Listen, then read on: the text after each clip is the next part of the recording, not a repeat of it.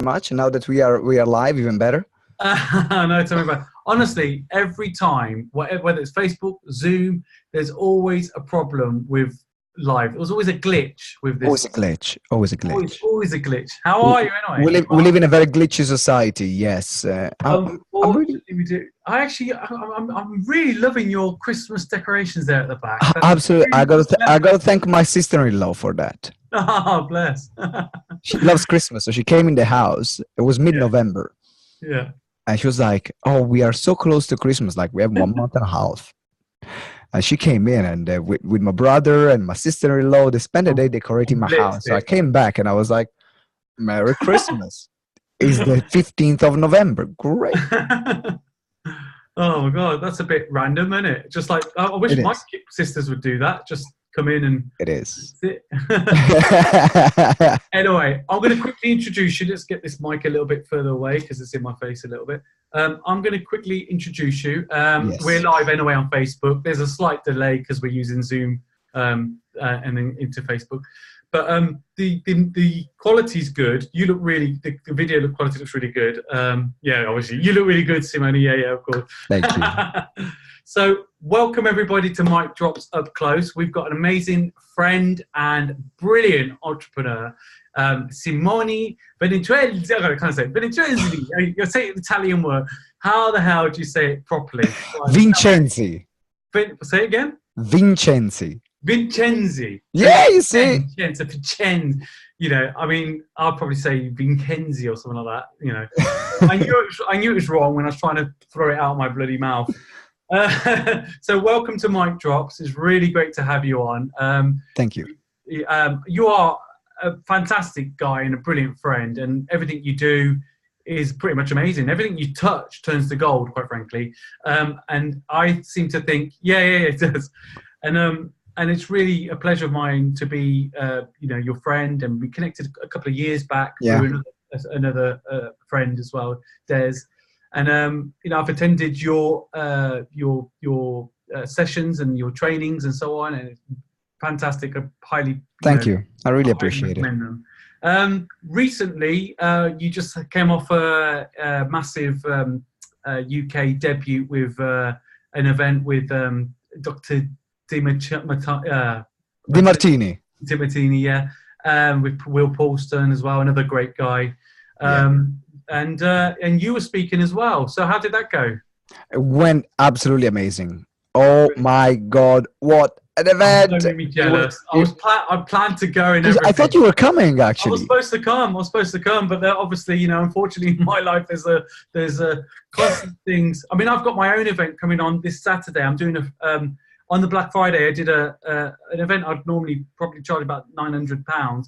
And I literally, I'm doing a full day at my place with on marketing. So I'm doing an event on marketing. I've got That's brilliant. 15, 16 people there, yeah. So it's free, completely free. They've got food and everything.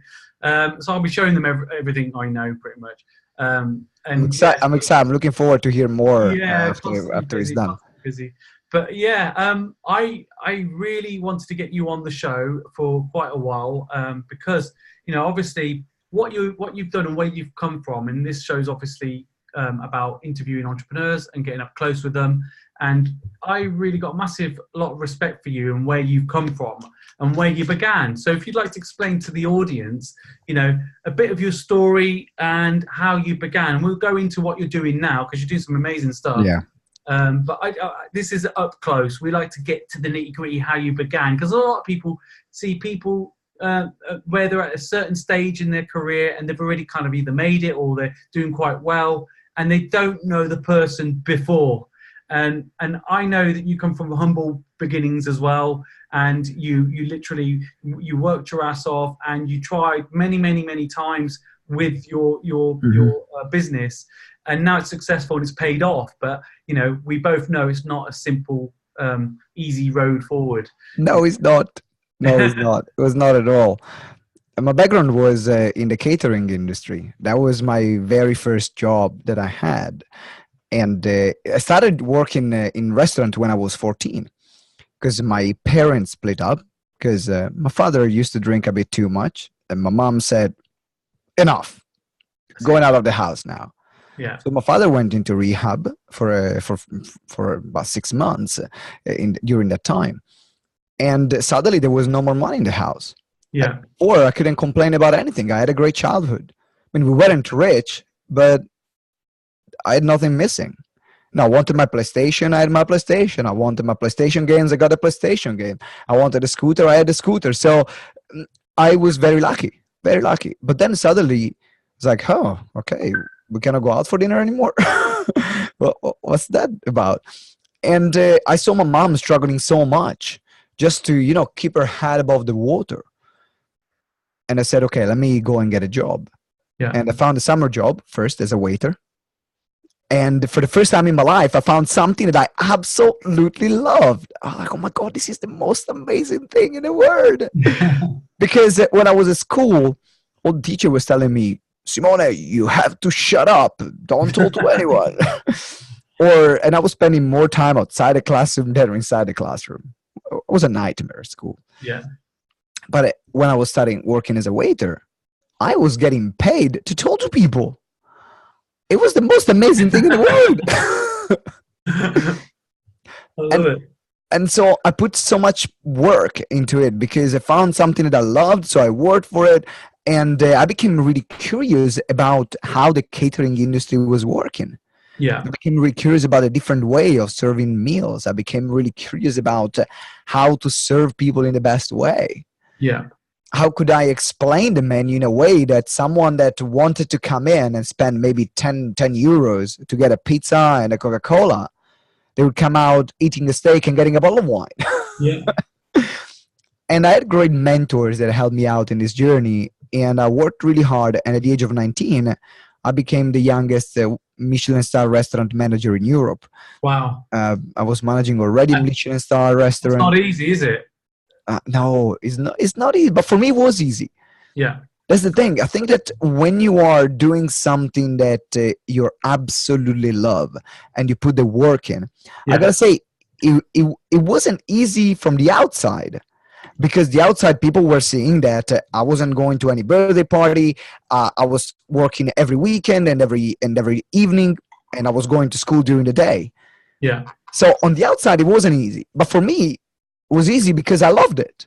Yeah. And I wouldn't spend my time doing something different. And so that was my background. And then that's why I got recruited once and to come here to the UK, even if I could barely speak English, but the owner of that restaurant liked my personality and said, okay, Simone, we need someone like you in our restaurant. Yeah. I said, where is it? In London. All right. Great. Sign me up. 2 weeks. Okay. Straight there. Straight there. And that was my background. And I was earning really good money. I mean, I was earning from the age of 19 between 3,000 to 5,000 pounds every single month. Wow. So... yeah, it was great, and I wish I saved some of it instead of spending it all in parties and cars. Were you with your partner back then, or did you meet her early on, or when did you meet your? No, I was a free bird. I was a free. Let's say I had many partners. Let's not go there then. Let's not go there. You might get knocked out live on Facebook. No, we don't go there. But yeah, I was a bit of a free spirit, and I loved partying. I absolutely loved partying. I was partying every night, and I was getting high every night, getting wasted every night. It was I lived the dream. I absolutely lived a great life. But so then, yeah. Go on, carry on. No, keep asking. I was going to say, so you found a new area in your life that you really loved and enjoyed, and I've noticed that whatever you do, you actually put a lot of positivity and energy into anything you do, and that's what attracted me to you as a person initially. And we run in a decent circles of people that have got that same vibe, and I think it can rub off on you, so being around certain people that have got that kind of vibe can rub off you. Even with me having a crap time in my life, with my son being made disabled, and my mindset, my depression and so on, can go up and down, can't it, in life? But it's always great to connect with people that are on the positive side of life, and you're one of them definitely, because it just gives you that little bit of a lift. But it's Thank quite you. interesting how you spoke about your dad and the drink, and how you turned that round, in your head at least, and made a future for yourself, a positive future for yourself, and you kind of escape that, because I think a lot of things are hard to escape, when you're stuck in those situations. So Hmm. sometimes there's guilt to leave, Yeah. and it's quite impressive to get the But there guts was, to the there country. was. I gotta say, Michael, there was a lot of guilt because my, my brother is 8 years younger than me. Yeah, So by the time of the divorce, they were he was I think 6 years old, yeah, and I left home when I was 18, yeah, and when he was 18, my brother was 10. So basically, from 6 to 10, I became kind of his dad. yeah. And so when I left, my brother completely went nuts. Right. Like Okay. he kicked out because for him, he didn't have a father anymore and didn't have me anymore. Yeah, And so his behavior completely changed. He was very resentful, very angry, um, big. It was difficult for my mom to be with him. And it was imagine. difficult even for me to have any relationship with him. But I Yeah, cannot blame him. I can understand. yeah, I'm happy now. Now we have a great relationship. I mean, I got him to come to the UK. He's working in Gucci in Harrods at the moment, yeah, and we see each other a lot of time. We rebuild a relationship, and it changed. But for me leaving, I had everyone, all my friends telling me, are you crazy? Why are you leaving your mom in this situation? She's going to be like raising your brother by herself. She doesn't have any support. She will have, on top of that, there is all the tribunal stuff going on. yeah. And my mom actually didn't told to me for about 3 years after I left. Right. So I was living with that guilt inside. But at the same time, I knew that it was the right decision. So it was very difficult. It was very difficult to make the decision Yeah, and to calm that sense of guilt and resentment that I had when mhm. to come back or saying, "Oh, did I make the right decision?" But I Yeah, knew I made the right decision because I didn't want to meet the middle of the stuff anymore. yeah, But because I don't know, a lot of maybe some people that are listening right now went through divorce, then maybe their parents were divorced, and when you have one parent that and the other parents that don't talk to each other, and there is the person in the middle, and the one parent says, okay, you need to tell your mom this, and the other mom said, no, you need to tell your dad this, and they were not good stuff. yeah, yeah. I can imagine.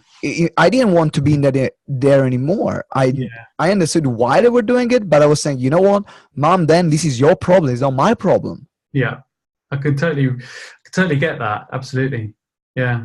I mean, so you ended up flying the nest, as they say, and you took a big decision, a bit like what my parents did or my dad did originally as well. Come to another country Mm. without knowing the language, just like you started from scratch. He lost his mum, very young, and his dad, you know had his issues as well, unfortunately. And the reality is, like, sometimes when you have diversity, in life, and I say diversity, not adversity, Hmm. because I like to try and think of it Yeah. in terms of, things change, and that's a good thing. Sometimes change can be disturbing, and it can come from adversity.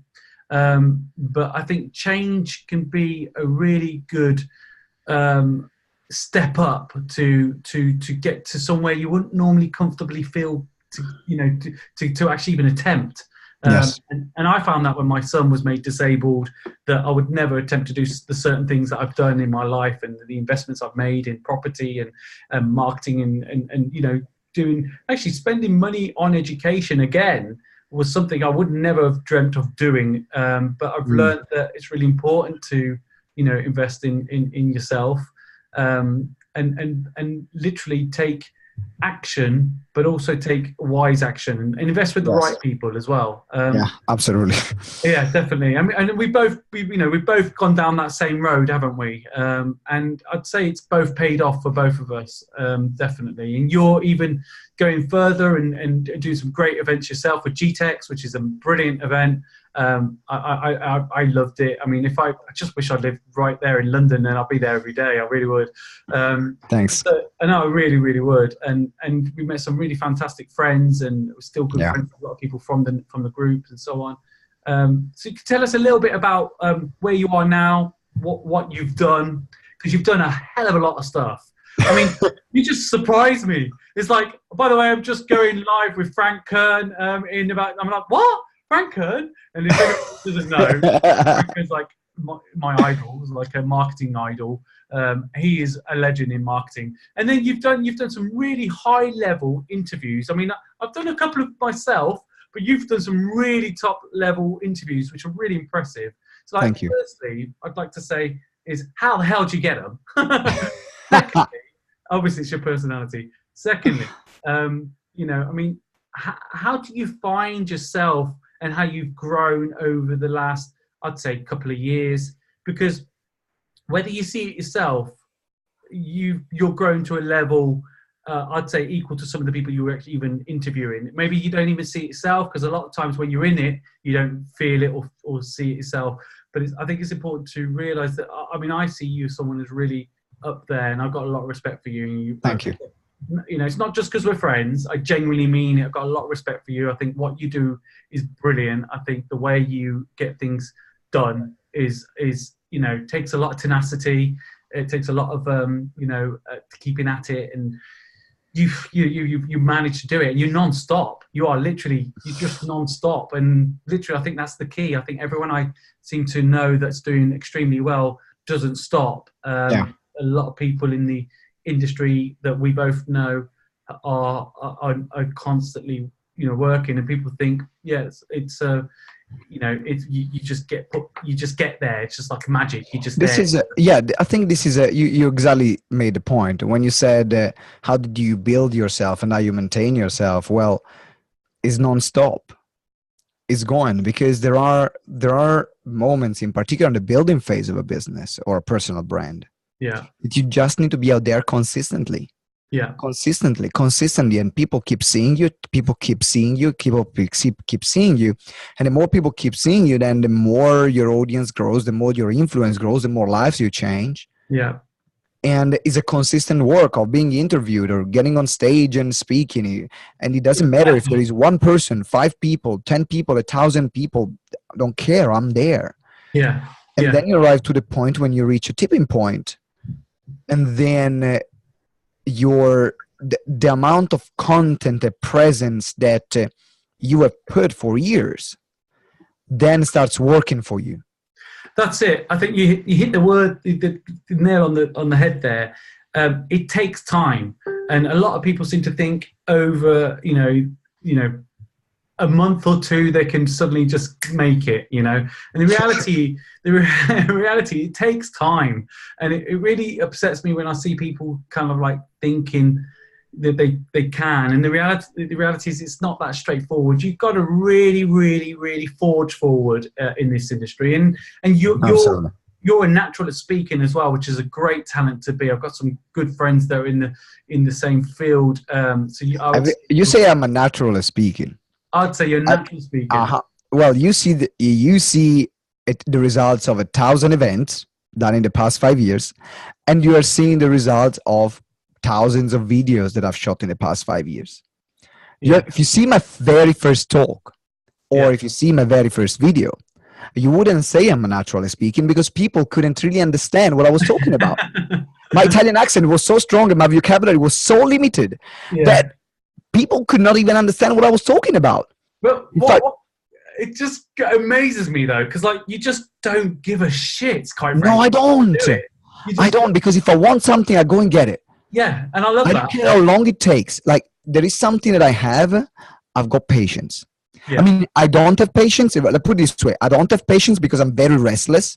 Yes. but I Yeah. got the patience to keep going up until I get the results. I Yeah. get frustrated when I don't get the results that I want. Yes, Yeah. incredibly frustrated. Yeah. But then calm myself down and I keep going. Can't And that's the story. That's the story. Absolutely, that's the story of my life. I want something. I don't care how long it takes, what it is. And I know I'm gonna get it. There Yeah. is no doubt in my mind that I'm gonna get it. Yeah. What I don't know is that how long it's gonna take. Yeah. And what I know is that I'm will as long as it's really important for me, because Yeah. this is also the thing. And it's Hmm. really really important for me. I mean, just thinking about my wife, for example. Yeah. I knew, like, after I started dating her or meeting her after a few times, that Yeah. she was the one. I knew it. After all those Bang. playful times you had before. After all the playful times. But I knew. I just knew. That's lovely, man. Yeah. And she didn't even want to date me. It sounds similar to She, mine. like, literally, she was like, no, between me and you, never going to happen. I was like, yep, you were absolutely right. Your But speaking gig started there. Will you marry me? Will you marry me? After thousands of times of asking her, she just gave up. that's a bit more, that's a lot, a bit like it happened. Not with will you marry me, but I was always asking her for a date and giving her flowers and popping up in places that I knew she So was. you're But romantic. Oh my I'm a God. hopeless romantic. I'm a So did hopeless you get your romantic. didgeridoo out? And I'm not being rude to my wife, right? Um, She hated the didgeridoo. No, actually, there is a rule. I cannot play didgeridoo in the house. no, She hates that bloody thing. I know it's Simone, right? People probably think I'm being rude. Simone actually plays the didgeridoo, and he's pretty awesome at You it. can He actually puts see it down at the back of, if you're looking at there, I've got a big didgeridoo there. That's a he's didgeridoo. really he's good at it. And I think Thanks. you had when we met up a couple of months ago in London. You had that new instrument. It's pretty unique. That metal one. Really, Hang pan. yeah. I've never seen that Ah, before in it's my life. beautiful. Yeah, Yeah, even that one I cannot play in the house. and she just like she hates your She, creativity basically, doesn't she? she just, yeah, exactly. She says, "I'm glad you like your music, but I don't like your music, so you don't play it." Yeah, but I I'm like, mean, okay. I, That's why I play it in seminars. it's pretty awesome. Yeah, I mean, we were in the park, weren't we, with Yes. our group, and you're playing it there, and everyone was in, everyone loved it. And then your wife turned up, and you're like, right, oh god, I've got to put it away. Absolutely. I was like, okay, she's here, so no Everyone problem. loved it. In fact, there is Juliet that says, "Oh, it sounds like my husband chasing me. He proposed on the first date." Great job. Oh, that's brilliant. No, my wife, I must admit, I did a similar thing with my wife. We kind of liked each other, but then she was like, oh, I'm not sure. And it was just like, she kept on trying. We got there in the end, but personality actually, because actually back then I was skinny and I had hair, which is very different to now. So people now, what they seem to think now is they think, that she's I've got a beautiful wife because I've got a nice car and a nice house and all this kind of thing. It's like, no, she met me when I had hair and I was but she says she found me funny and all this kind of thing. So The Greek stallion. the Greek stallion, yeah, God, not me. Oh. Maybe when I was younger, possibly. Yeah, not now. I feel like I've just lost all good looks and everything, possibly. No, you're pretty sexy. Gotta say, Oh, man, thank you're a pretty sexy man. I'm blown away. No, I think it's amazing what you've managed to achieve. It really, really is. And again, I've seen you've partnered up with Ben as well, Ben Shorter in GTEx, and what you guys have created together. And you've got a great team with Caroline and so on, and the other guys. You've created such a brilliant atmosphere, and the network's almost family orientated. You've got that family feel, which I think is really important. The connection between you as a professional teaching and your clients, who the people that attend. You've got a very good connection, I think, compared to what you see in other areas and other people out there doing similar things. You've got a really great connection with your audience, and I think personally, I think that's probably been one of the biggest keys of your successes. Uh, Absolutely. and the consistency. I wish I could be more consistent, to be honest with you. It's just like life's everywhere at the minute, but we'll get there. We'll get there, definitely. So I Mhm. wanted to ask you another question, and the question was, you obviously came over here. You had pretty much nothing. You got your job as the in the restaurant field, the catering field, and you that was your enlightening moment where you moved from home. You're really happy. You're getting paid quite a decent wage in that field, and then something happened in your head, and you said, right, I'm going to be an events organizer. I'm going to be a speaker. I'm going to be interviewing top end, high level, 8-figure entrepreneurs. And then you just did it. And you did it in a very short period of time. And I mean, could you tell us a bit of that Yeah. journey? Yeah, absolutely. I started when I was 22. So the decision, the moment of the switch was 8 years ago when I was 22. Right. So I got tired or I got bored of working in a restaurant because something that I want is I when I see that things become easy for me, Yeah. I get disengaged. Yeah. I disengage completely Mm. because I like the challenge. Yeah. I'm very competitive and I love winning. Yeah. And I'm very competitive with myself, which means that when I was working in the restaurant in London, it was great for a couple of years, but it was a very small family run restaurant. Yeah. So there were no possibility of career for me. And Yeah. I was looking at something else. I said, okay, I've been here for 2 years now. Where can I go next? And so because I didn't have any experience in management, and in my mind, the next step was managing a chain of restaurants. That's Yeah. where I wanted to go.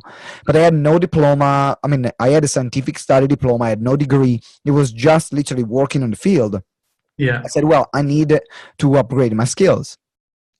And even though my English wasn't good enough to study in English, I said, well, let me start become better. And that's where I ended up attending some seminars. Yeah. And I remember attending the first seminars and I was like, oh my God, what is this? And also it was a moment in time where, because I wasn't really happy in the work that I was doing, because I overgrown that place, Mm-hmm. I've grown out of that place, I wasn't really happy. And something changed in me and I couldn't pinpoint, because I was always happy being in restaurant. I was always happy with myself. And suddenly I started feeling depressed. I started going to counseling. I wasn't myself anymore. It's like didn't want to see anyone else. I started closing myself in a room, literally smoking weed all the time and doing nothing else.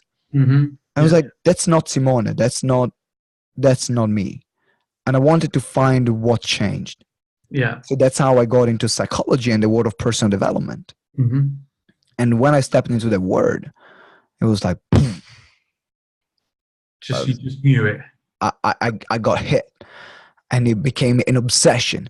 I was spending my nights watching documentary, researching, reading books.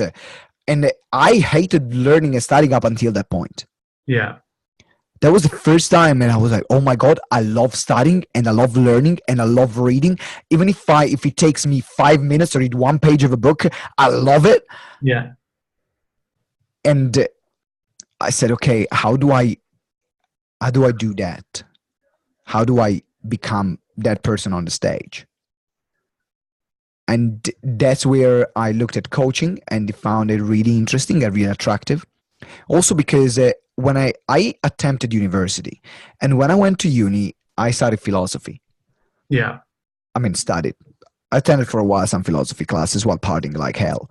But but I love attending the lectures and I love having these debates with people. So I found that coaching was very similar to philosophy.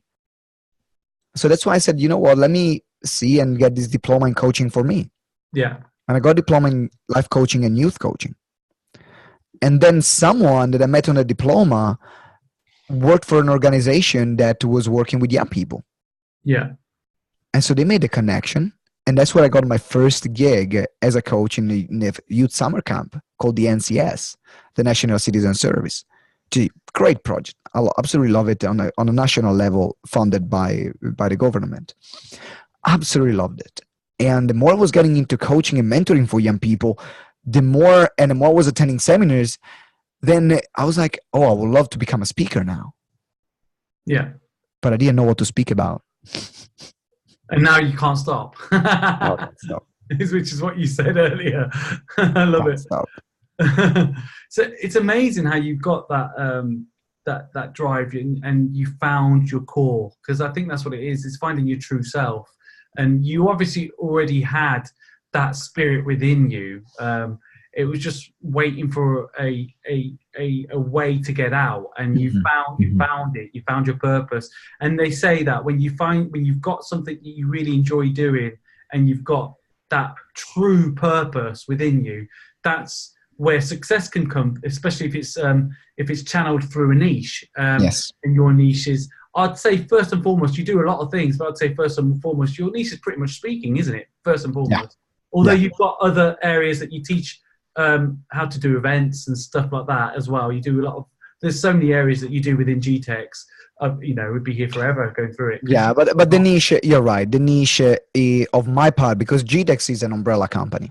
Exactly. Yeah. And we have 4 sides of GTEx. We have the training of turning experts into authorities, following my journey and what I've been achieving in a relatively short space of time. And which is getting radio interviews, making, how do you get the big guys on your show?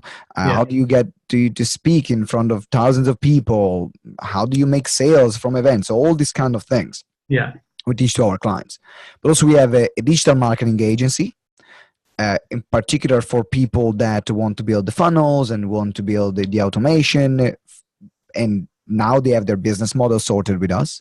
Yeah. And then also we have an event management company. So if someone is a speaker, wants to run an event, we can manage it back to front.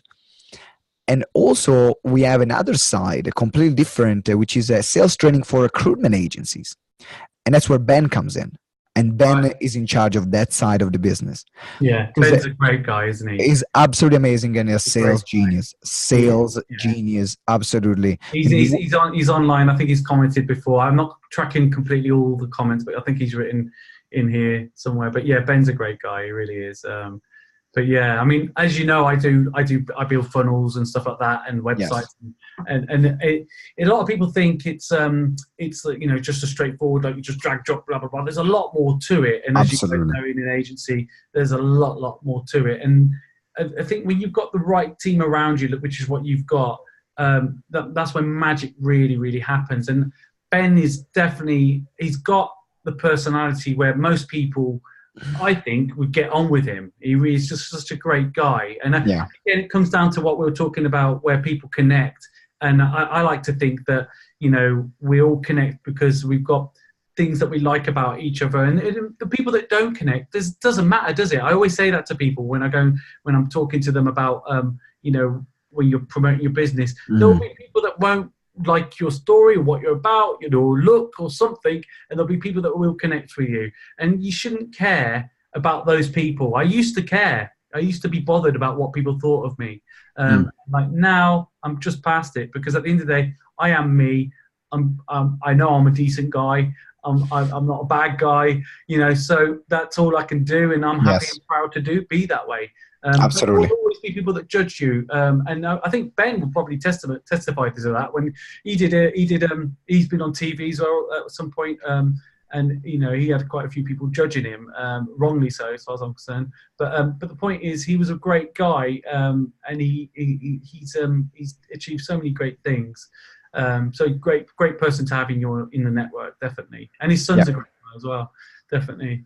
But I mean, you've constantly building this product up, and I saw a post the other day which I thought was fantastic, because it's one thing getting there to where you want to go, but then you almost have the reversal effect when you get there, where you're like, right, I need to take myself out of the business.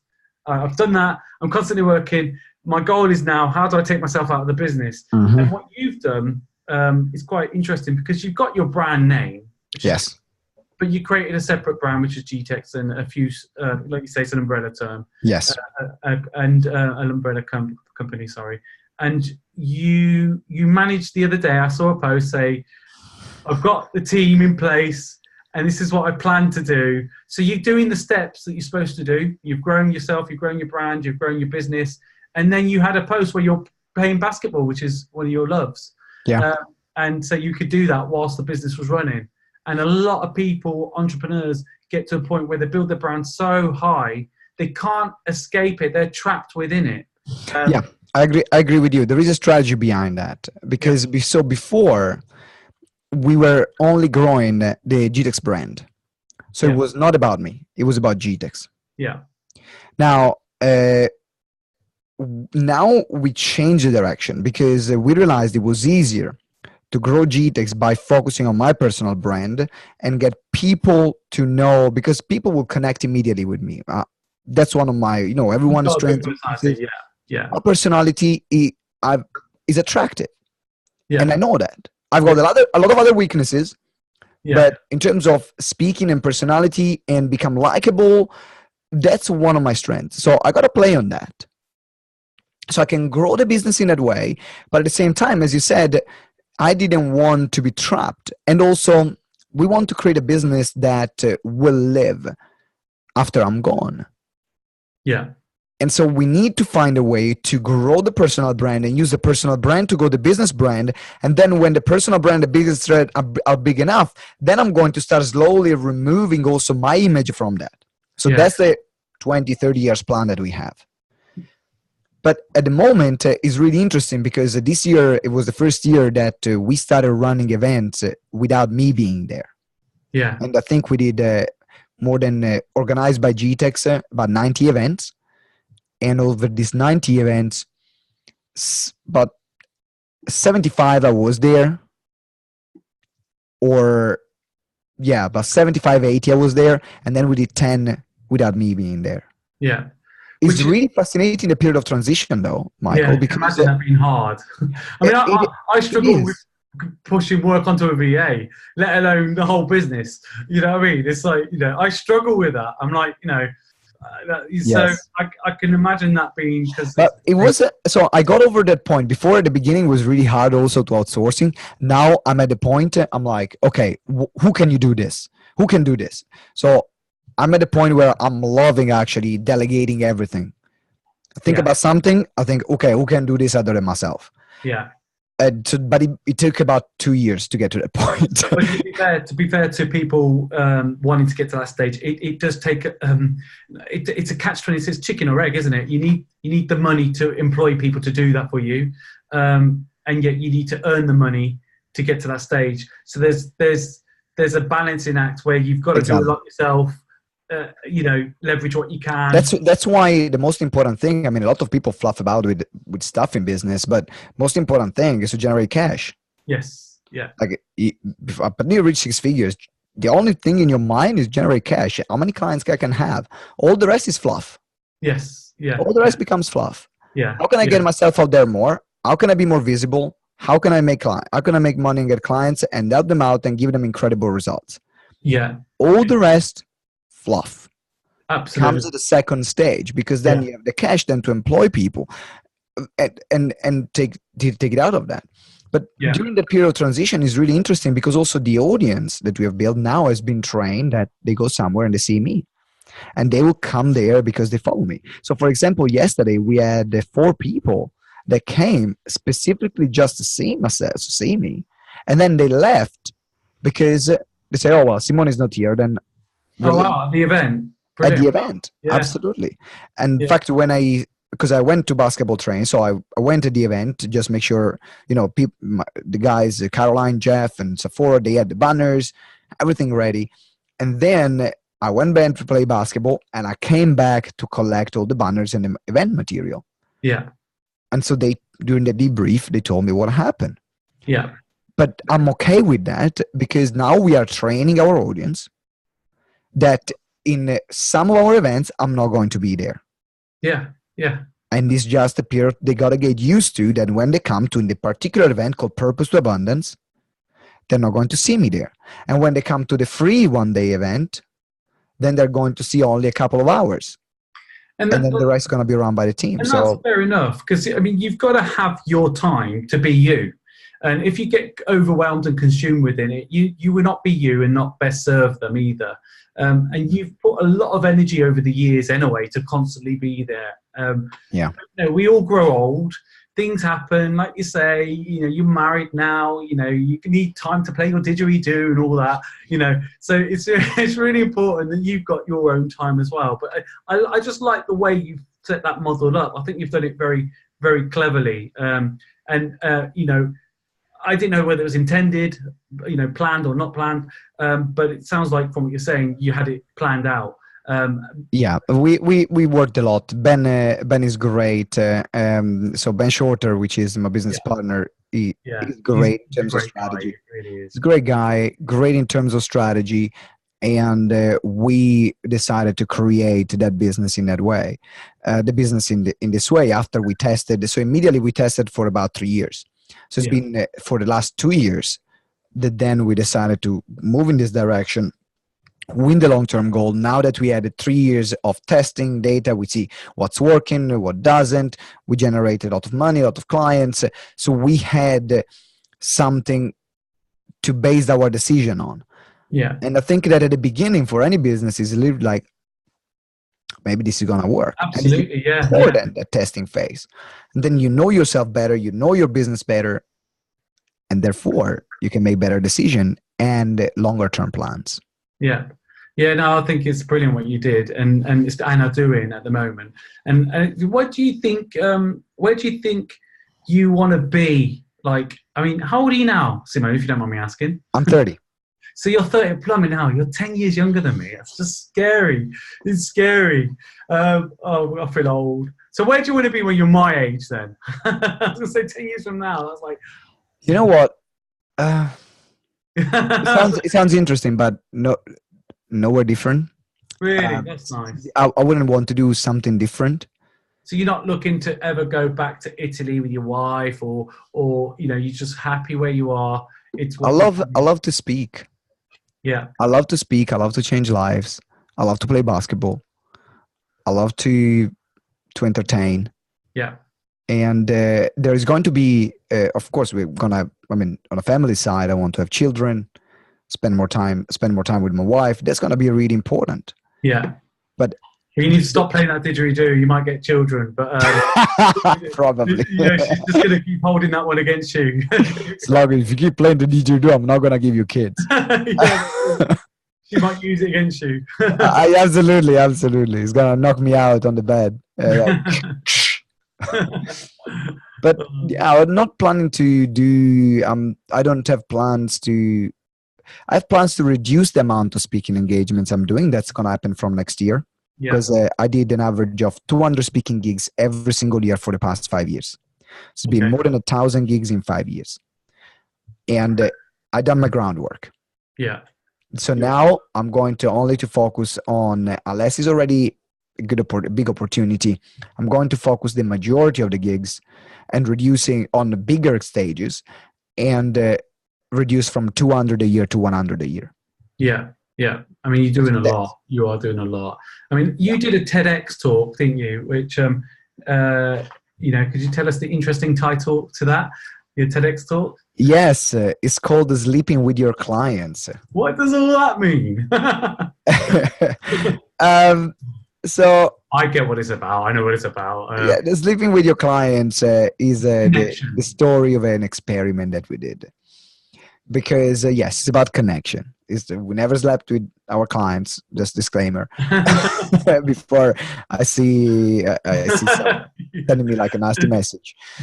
But it was the fact that we decided to do an experiment and see how can we connect better with our clients. And at a certain point, we had the GTEx house where Ben, myself, and 3 other clients were living together. Yeah, that's why Sleeping with Your Clients. Yeah. It was a very interesting experiment, I gotta say. It's a great name, though, isn't it? It got people's attention, which is it was actually the TEDx organizer that came up with that name. Oh, was it? Okay. Because my name was something boring like exploring beyond the boundaries of clients and businesses, something like that. That was my original title. And the TEDx organizer said, I like the concept. The title sucks. How about Sleeping with Your Clients? Like, yes. I like it. Love It's it. definitely going to create some intrigue there.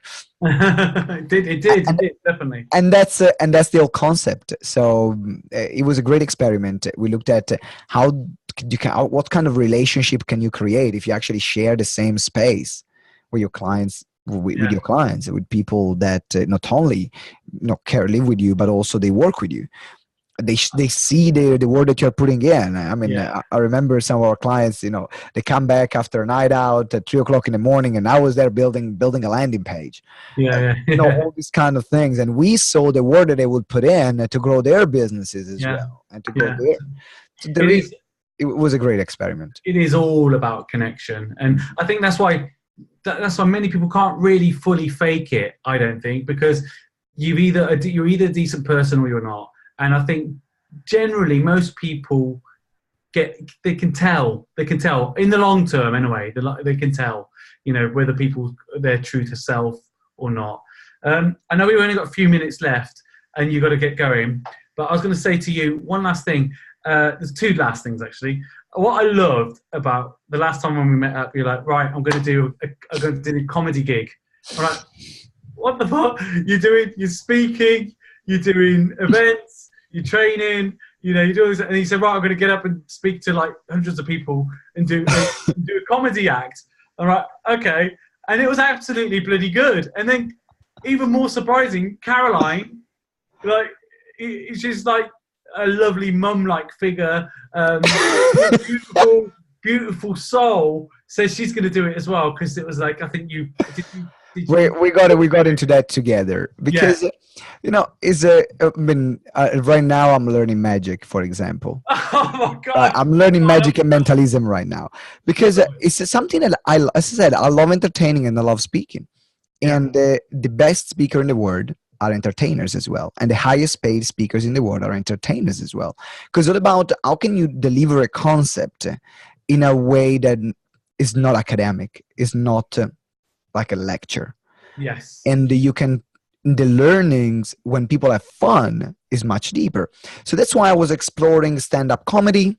I don't think it's for me. It went well. It went really well. Really I heard it went well, and I heard it. I've seen it with the other recordings after. And but it was good. It's a lot of. I've realized also how much work there is to do. To create a comedy set. I mean, there are literally weeks spent to create a 2-minute set. Weeks, because it's all about refining to the essence what is in few words that you can say that can make people laugh every 15 seconds. That's the laugh ratio. So one laugh every 15 seconds. Wow. That's what you want to aim. It's a science. And you test and you do. And I don't have that fear of rejection to say, I don't want to test it. But am I passionate enough about stand-up comedy to put that amount of work up front? To create a few minutes of material? No.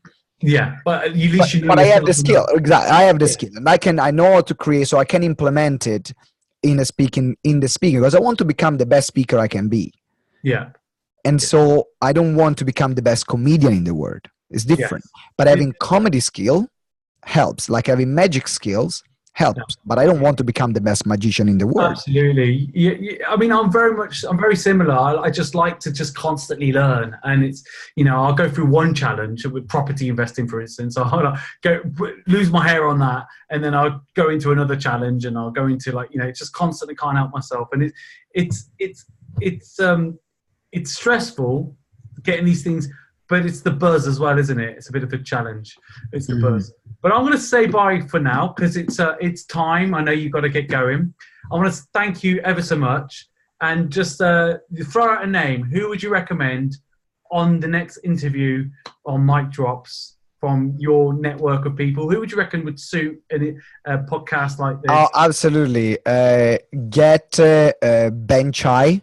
Ben Chai, okay. We'll get Ben, obviously, We have Ben Chai. We can have Kristen O'Connell.